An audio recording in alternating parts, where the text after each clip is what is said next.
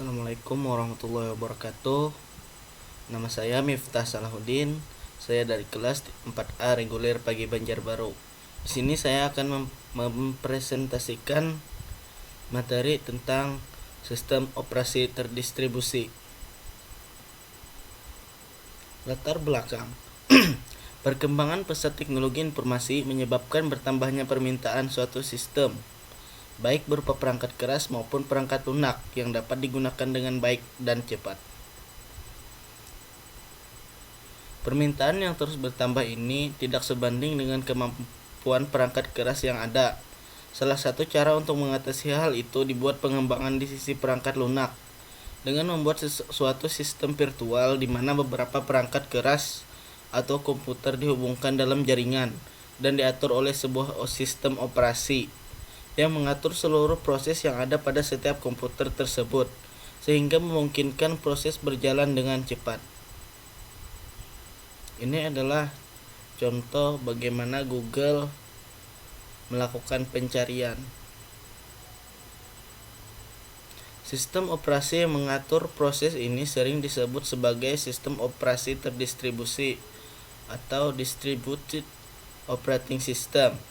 Sistem operasi terdistribusi ini sekarang menjadi tren, terutama untuk riset yang kadang membutuhkan CPU yang sangat cepat untuk melakukan perhitungan yang sangat kompleks. Suatu sistem operasi terdistribusi yang sejati adalah yang berjalan pada beberapa buah mesin yang tidak melakukan sharing memori, tetapi terlihat bagi user sebagai satu buah komputer single. Pengguna tidak perlu memikirkan keberadaan perangkat keras yang ada seperti prosesor. Contoh dari sistem seperti ini adalah Amoeba. Sistem operasi terdistribusi berbeda dengan sistem operasi jaringan. SO jaringan memiliki ciri-ciri sebagai berikut. Tiap komputer memiliki sistem operasi sendiri. Tiap PC memiliki sistem file sendiri di mana data disimpan. SO tiap komputer dapat berbeda-beda atau heterogen. Pengguna harus memikirkan keberadaan komputer lain yang terhubung dan harus mengakses, biasanya menggunakan remote.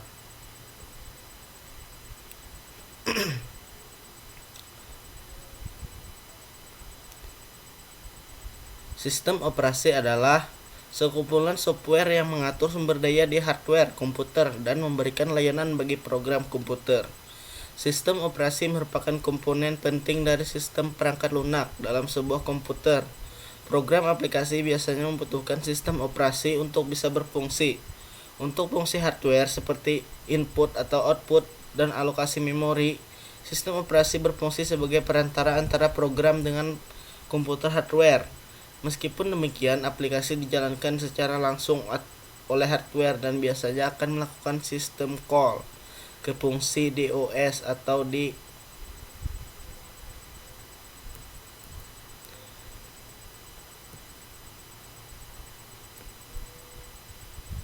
sistem operasi modern. Sistem operasi dapat ditemukan di hampir semua alat yang mempunyai fungsi komputer, mulai dari handphone, video game, hingga superkomputer dan web server.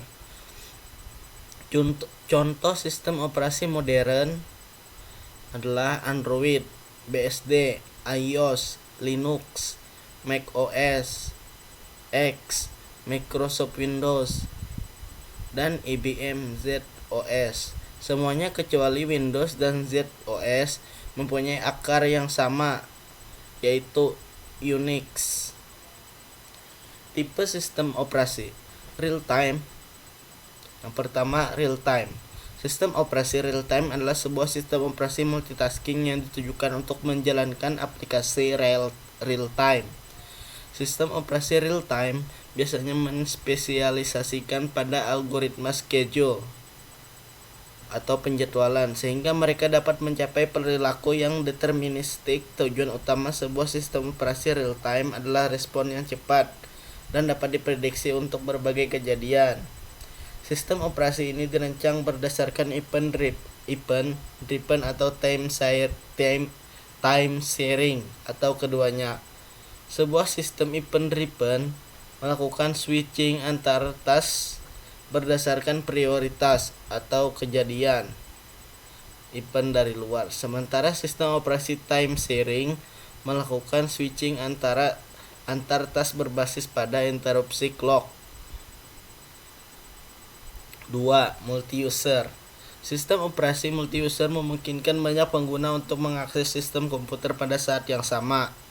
Sistem time sharing dan server di internet dapat dikategorikan sebagai sistem multi-user karena mereka memungkinkan banyak pengguna untuk mengakses komputer dengan cara berbagai waktu, sharing time. Sistem operasi single user hanya satu pengguna tapi dapat menjalankan multiple program pada saat yang sama. 3. Multitasking versus single tasking. Sebuah sistem operasi multitasking memungkinkan lebih dari satu program untuk berjalan pada suatu saat. Dilihat dari skala waktu manusia, sebuah sistem single tasking hanya dapat menjalankan satu program. Ada dua tipe multitasking, yaitu preemptive dan kooperatif. Pada preemptive multitasking, SO akan membagi CPU time dan mendedikasikan satu slot untuk setiap program. Di SO Unix seperti Solaris dan Linux biasanya mendukung preemptive multitasking, seperti juga Amiga OS. Kooperatif multitasking dapat dicapai dengan cara saling mengandalkan satu sama lain untuk memberikan waktu atau slot time ke proses yang lain dengan aturan yang baku. 4. Sistem terdistribusi. Sebuah sistem operasi terdistribusi mengatur sebuah kelompok dari komputer yang independen dan membuat mereka tampak seperti satu buah komputer. Dengan perkembangan jaringan komputer memungkinkan sambungan dan komunikasi satu sama lain untuk membangun distributed computing. Komputasi terdistribusi dilakukan oleh lebih dari satu mesin. Jika komputer dalam satu grup bekerja sama, maka mereka akan membangun sebuah distributed system atau sistem terdistribusi. 5. Sistem embedded. Sistem operasi embedded dirancang untuk digunakan di sistem komputer embedded. Sistem operasi embedded dioperasikan di mesin kecil seperti PDA atau Personal Digital Assistant atau smartphone. Sistem operasi ini dapat beroperasi dengan sumber daya yang sangat terbatas. Sistem operasi ini dirancang agar sangat kecil dan sangat efisien. Contoh dari sistem operasi embedded ini adalah OpenWRT. Sistem operasi terdistribusi adalah salah satu implementasi dari sistem terdistribusi, di mana sekumpulan komputer dan prosesor yang heterogen terhubung dalam satu jaringan. Koleksi-koleksi dari objek-objek ini secara tertutup bekerja secara bersama-sama untuk melakukan suatu tugas atau pekerjaan tertentu. Tujuan utamanya adalah untuk memberikan hasil secara lebih, terutama dalam file system, namespace, waktu pengolahan, keamanan, akses ke seluruh resource seperti prosesor, memori, penyimpanan sekunder, dan perangkat keras. Sistem operasi distribusi bertindak sebagai sebuah infrastruktur atau rangka dasar untuk network transparent, resource management. Infrastruktur mengatur low level resource seperti prosesor, memori, network, interface, dan peripheral device yang lain untuk menyediakan sebuah platform untuk pembentukan atau penyusunan higher level resource seperti spreadsheet, electronic mail message, Windows. Manfaat sistem operasi terdistribusi, shared resource. Walaupun perangkat sekarang sudah memiliki kemampuan yang cepat dalam proses-proses komputasi atau misal dalam mengakses data, tetapi pengguna masih saja menginginkan sistem berjalan dengan lebih cepat. Apabila hardware terbatas, kecepatan yang diinginkan user dapat diatasi dengan menggabung perangkat yang ada dengan sistem DOS. Manfaat komputasi. Salah satu keunggulan sistem operasi terdistribusi ini adalah bahwa komputasi berjalan dalam keadaan paralel. Proses komputasi ini dipecah dalam banyak titik yang mungkin berupa komputer pribadi, prosesor tersendiri, dan kemungkinan perangkat prosesor-prosesor yang lain. Sistem operasi terdistribusi ini bekerja baik dalam memecah komputasi ini. dan baik pula dalam mengambil kembali hasil komputasi dari titik-titik cluster atau ditampilkan hasilnya. Reliabilitas. Fitur unik yang dimiliki oleh DOS ini adalah reliabilitas.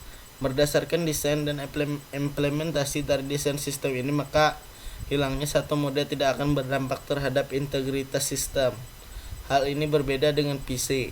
Apabila salah satu hardware yang mengalami kerusakan, maka sistem akan berjalan tidak seimbang. Bahkan sistem bisa tidak dapat berjalan atau mati. Komunikasi. Sistem operasi terdistribusi berjalan dalam jaringan dan biasanya melayani koneksi jaringan.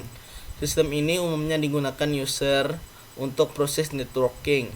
User dapat saling bertukar data atau saling berkomunikasi antara titik baik secara LAN maupun WAN. Suatu sistem operasi terdistribusi yang sejati adalah yang berjalan pada beberapa buah mesin yang tidak melakukan sharing memori, tetapi terlihat bagi user sebagai satu buah komputer single. Contoh dari sistem seperti ini adalah Amoeba. Untuk dapat membedakannya, sistem operasi jaringan memiliki ciri-ciri sebagai berikut.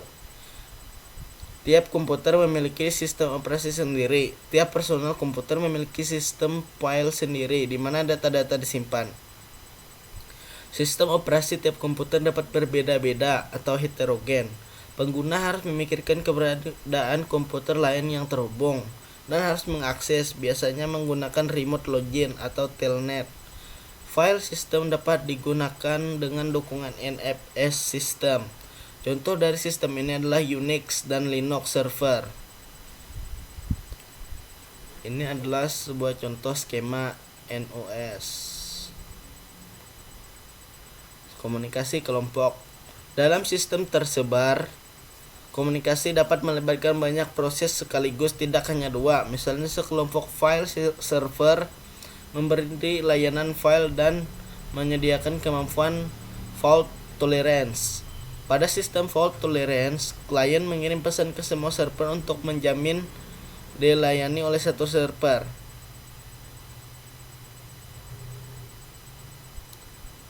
Contoh sistem operasi terdistribusi Amoeba.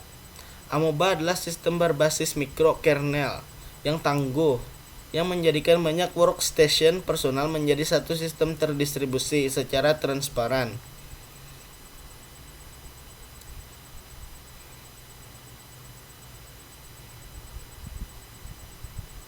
Sistem Amoeba ini tumbuh dari bawah hingga akhirnya tumbuh menjadi sistem operasi terdistribusi. Inilah keunggulan sistem operasi terdistribusi dalam hal reliabilitas.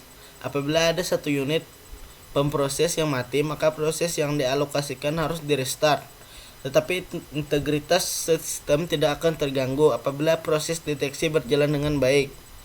Desain sistem ini memungkinkan untuk 10-100 prosesor. Spesifikasi perangkat keras yang harus disediakan pada tiap cluster minimalnya adalah file server 16 MB RAM, 300 MB HD, Ethernet card, workstation, 8 MB RAM, monitor, keyboard, mouse, pool processor, 4 MB RAM, 3,5 floppy drive. Komponen Amoeba. Workstation atau komputer personal mengeksekusi proses yang memerlukan interaksi dari user seperti text editor atau manajer berbasis Windows. Server khusus memiliki fungsi untuk melakukan tugas yang spesifik. Server ini mengambil alih proses yang memerlukan input atau output yang khusus dari larikan disk. Gateway berfungsi untuk mengambil alih tugas untuk terhubung ke jaringan WAN. Prosesor pool mengambil alih semua proses yang lain di tiap unit. Ini biasanya terdiri dari prosesor, memori lokal, dan koneksi jaringan. Tiap prosesor mengerjakan satu buah proses sampai prosesor yang tidak digunakan habis. Komponen Amoeba. Untuk selanjutnya, proses yang lain berada dalam antrian menunggu proses yang lain selesai. Inilah keunggulan sistem operasi terdistribusi dalam hal reliabilitas. Apabila ada satu unit pemroses yang mati, maka proses yang dialokasikan harus di-restart. tapi integritas sistem tidak akan terganggu apabila proses deteksi berjalan dengan baik. Arsitektur software. Sistem operasi terdistribusi sejati memiliki arsitektur software yang unik. Arsitektur software ini dikarakterkan dalam objek di dalam hubungan antara klien dan server. Kapabilitas ini besarnya adalah 128 bits. 48 bits pertama menunjukkan servis mana yang memiliki objek tersebut. 24 bits berikutnya adalah nomor dari objek. 8 bits berikutnya menampilkan operasi yang diizinkan terhadap objek yang bersangkutan. Dan 48 bits terakhir merupakan check field yang merupakan field yang telah terenkripsi agar tidak dapat dimodifikasi oleh proses yang lain. Operasi diselesaikan oleh RPC, Remote Procedure Calls, yang dibuat oleh klien di dalam proses yang kecil dan ringan. Proses dengan tipe seperti ini memiliki bidang alamat sendiri dan bisa saja memiliki satu atau lebih hubungan.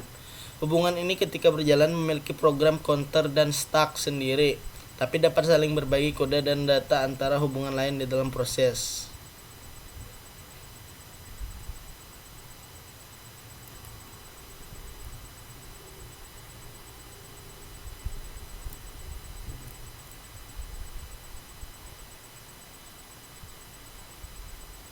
Kelemahan sistem operasi terdistribusi. Perawatan tiap klaster yang sangat sulit. Selain itu juga boros daya karena harus menghidupkan banyak CPU, membutuhkan jaringan berkecepatan tinggi. Kelemahan-kelemahan tersebut sebenarnya tidak seberapa jika dibandingkan dengan hasilnya. Misalnya saja search engine paling ramai seperti Google yang menggunakan teknologi ini, karena hardware yang paling canggih saat ini masih belum mencukupi untuk menangani jutaan request ke server Google tiap detiknya, sehingga mereka harus membuat sistem paralel yang mampu melayani keperluan tersebut. Selain itu, dalam dunia research juga diperlukan sistem ini, terutama untuk melakukan perhitungan-perhitungan yang tentu saja sangat rumit dan membutuhkan pemroses yang hebat dan cepat supaya dapat segera dicari hasilnya. Demikian video dari saya. Jika ada kekurangan mohon dimaafkan. Wabillahi taufiq wal hidayah. Wassalamualaikum warahmatullahi wabarakatuh.